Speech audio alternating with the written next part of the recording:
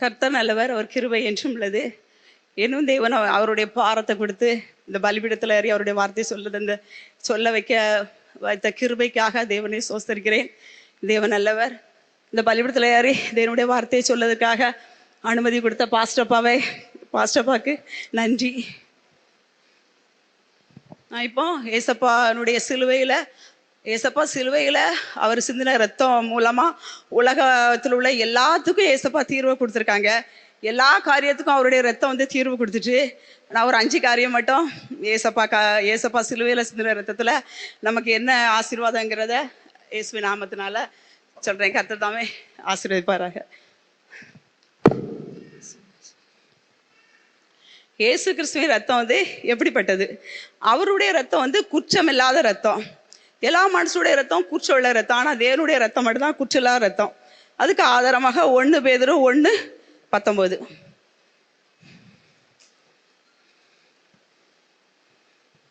குற்றமில்லாத மாசற்ற ஆட்டுக்குட்டியாகிய கிறிஸ்துவின் விலையேற பெற்ற இரத்தத்தினாலே மீட்கப்பட்டீர்கள் என்று அறிந்திருக்கிறீர்களே. இப்போ 1 பேதுரு 1:18 படிங்க. உங்கள் முன்னோர்களால் பாரம்பரியமாய் நீங்கள் அனுசரித்து வந்த வீணான நடத்தை நின்று அழிவுள்ள வஸ்துக்களாகிய வெள்ளியினாலும் பொன்னினாலும் மீட்கப்படாமல், நம்ம ஏசப்பா ரத்தம் நம்ம பாரம்பரியத்துல நம்ம மீட்கப்படலை, வெள்ளினாலும் மீட்கப்படலை, பொன்னாலும் மீட்கப்படலை. ஏசப்பா சிலுவையில சிந்தின ரத்தத்தினாலதான் நம்ம மீட்கப்பட்டிருக்கோம். நம்ம முன்னோர்கள் பாரம்பரிய கட்டுகள், அதனால பொண்ணுனால வெள்ளினால அதனாலலாம் நம்மளை நம்மளை மீட்க முடியாது. ஏசப்பா அவருடைய குற்றமில்லாத ரத்தத்துல தான் நம்ம மீட்கப்பட்டிருக்கோம். அடுத்தது நீதிமானின் ரத்தம். ஃபர்ஸ்ட் நம்ம குற்றமில்லாத ரத்தம் ஏசப்பா ரத்தம் சொல்லி பார்த்தோம்.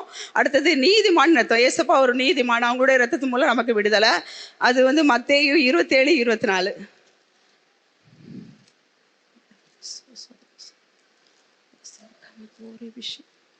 கலகம் அதிகமாகிறதே அல்லாமல் தன் பிரயத்தினாலே பிரயோஜனமில்லை என்று பிலாத்து கண்டு தண்ணீரை அள்ளி ஜனங்களுக்கு முன்பாக கைகளை கழுவி, இந்த நீதிமானுடைய இரத்த பலிக்கு நான் குற்றமற்றவன், நீங்களே பார்த்து கொள்ளுங்கள் என்றான். இயேசு ரத்தம் இந்த பாவ உலகத்திற்கு பாவ மன்னிப்பை கொடுக்குற ரத்தம். ஏசப்பா ரத்தம் இந்த பாவம் இருந்த உலகத்துல அவர் ஒரு நீதிமானத்தான், அவருடைய ரத்தம் தான் நமக்கு பாவ மன்னிப்பை கொடுக்கும்.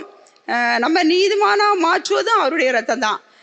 பழைய ஏற்பாடு காலத்துல ஆடு மாடு அடிச்சு அது மூலமா அவங்க பரிகாரம் பண்ணாங்க. ஆனா நம்ம ஏசப்பா புதிய ஏற்பாடு காலத்துல ஏசப்பா நமக்காக ரத்தத்தை சிந்தி அவர் பாவ மன்னிப்பு குடிச்சு அதனால நம்ம விடுதலை ஆயிட்டோம். அப்படி ஒரு நீதிமானுடைய ரத்தத்தினால நம்ம ஒரு நீதியா வாழ அவருடைய ரத்தம் நமக்கு போதுமானதாக இருக்கிறது. அடுத்தது அவர் ரத்தம் ஒரு பரிசுத்த ரத்தம். நம்ம ஃபர்ஸ்ட் அவருடைய ரத்தத்தை ஒரு குற்றமில்லாத ரத்தமா பார்த்தோம். அடுத்தது அவர் ஒரு நீதிமானருடைய ரத்தம், அதனால நம்ம நீதிமானாக்கப்பட்டு நம்ம நீதிமானா இருக்கோங்கிறத பார்த்தோம். அடுத்தது அவருடைய ரத்தம் பரிசுத்த ரத்தம். 1 யோவான் 1:7 கடைசி.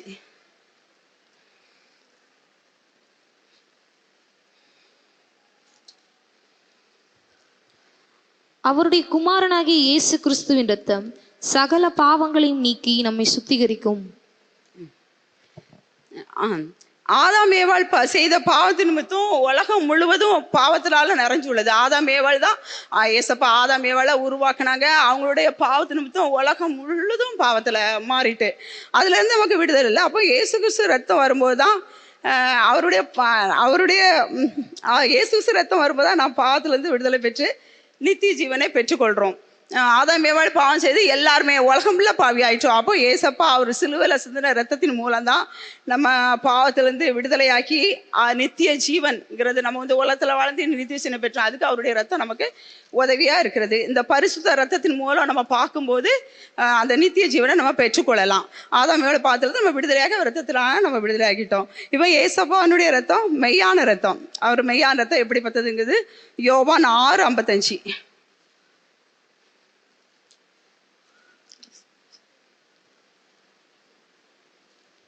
என் மாம்சம் மெய்யான போஜனமாய் இருக்கிறது, என் ரத்தம் மெய்யான பானமாய் இருக்கிறது. ஏசப்பா ரத்தம் வந்து நமக்கு நித்திய ஜீவனுக்கான போஜனமா இருக்கிறது. ஏசப்பா ரத்தம் வந்து நம்ம அதை எடுக்கும்போது ஒரு நித்திய ஜீவனுக்கான போஜனமா இருக்கிறது. இந்த ரத்தம் வந்து நம்மளை பரிசுத்தப்படுத்துது. இந்த ரத்தம் வந்து நம்மளை பரிசுத்தப்படுது. அவருடைய ரத்தத்தையும் மாம்சம் எடுக்கும்போது நமக்கு தேவனோடு ஒரு உறவை ஏற்படுத்துது. ஏசப்பாவோட ஒரு ஐக்கியத்தை ஏற்படுத்துது. அப்போ அவருடைய ஐக்கியத்தை, அவருடைய அப்பத்தின் தண்ணி நம்ம போஷிக்கும் போது அந்த நித்திய ஜீவனை நம்ம பெற்றுக்கொள்ளதுக்கு உதவியா இருக்குது. நம்ம பரிசுத்தப்படுத்துகிறது. அவருடைய மாம்சம் ரத்தமும் தேவனோடு ஒரு நல்ல ஒரு உறவை எடுப்பு. அந்த உறவு மூலம் நம்ம வந்து நாளுக்கு நாள் பரிசுத்தப்பட்டு நித்திய ஜீவனுக்கு என்னென்னலாம் உண்டோ எல்லாம் அவருடைய ரத்தத்து மூலம் நம்ம பெற்றுக்கொள்கிறோம். அடுத்தது ஏசப்பா ரத்தம் 5வது நன்மையானவைகளை பேசும் ரத்தம். எபிரேயர் 12:24.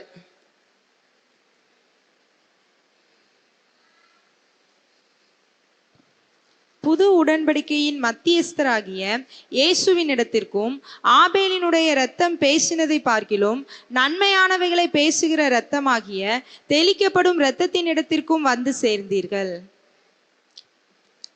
ஆபேலினுடைய ரத்தம் வந்து நியாயத்தை மட்டும் தான் பேசுனுச்சு. ஏசப்பாட்டா பறிஞ்சு எனக்கு ஏசப்பாட்டா பறிஞ்சு ஏசப்பாட்டா வந்து நியாயத்தை தான், அந்த பழி வாங்குற மாதிரி தான் அவருடைய ரத்தம் இருந்து எனக்கு இப்படி ஆயிடுச்சு அப்படின்னு சொல்லிட்டு அதை தான் பேசுனுச்சு. ஆனால் ஏசப்பா ரத்தம் வந்து நன்மையானவர்களே தான் அந்த ரத்தம் பேசுனுச்சு. ஏசப்பா ரத்தம் வந்து அப்படி நன்மையானவ என்னன்றா மன்னிப்பு, மீட்பு, அன்பு, சமாதானம், நம்பிக்கை, அப்படி எல்லா விஷயம் இன்னும் ஏசப்பா ரத்தம் நமக்காண்டி பேசிக்கொண்டே தான் இருக்கிறது, நிறுத்தலை. உங்களுக்காகவும் எனக்காகவும் இந்த உலகத்தில் உள்ள எல்லாத்துக்கும் நன்மைகளையே பேசிக்கொண்டு இந்நாளும் இருக்குது ஏசப்பா ரத்தம். ஏசப்பா ரத்தம் அப்படி ஒரு விலையேற பெற்ற ரத்தம். அவர் ஏசப்பா சிலுவையில் இந்த எல்லா ரத்தத்தையும் சிந்தி ஒட்டுமொத்தம் உலகத்துக்கும் அவர் நமக்கு வந்து விடுதலையை கொடுத்துட்டாங்க. அதை விசுவாசிக்க நம்ம பூரணப்பட்டு நித்திய ஜீவனை பெற்றுக்கொள்வோம். அந்த குற்றமில்லாத ரத்தம், நீதிமானின் ரத்தம், பரிசுத்த ரத்தம், மெய்யான ரத்தம், நன்மையானவர்களை பேசு ரத்தம். ஏசப்பாவின் இந்த ரத்தத்தை நம்ம விசுவாசிக்கும் போது குற்றமில்லாத, நீதியான, பரிசுத்தமான, உண்மையான வாழ்க்கையை வாழ்வதற்கு ஏசப்பா போதுமானவா இருக்காங்க. அவருக்கு வந்து நன்மை பெற்று நம்ம எல்லா கிருபைகளும் பெற்று நித்திய ஜீவனை நம்ம பெற்றுக்கொள்ளணும். ஆமேன். கர்த்தர் தாமே இதை ஆசீர்வதிப்பாராக.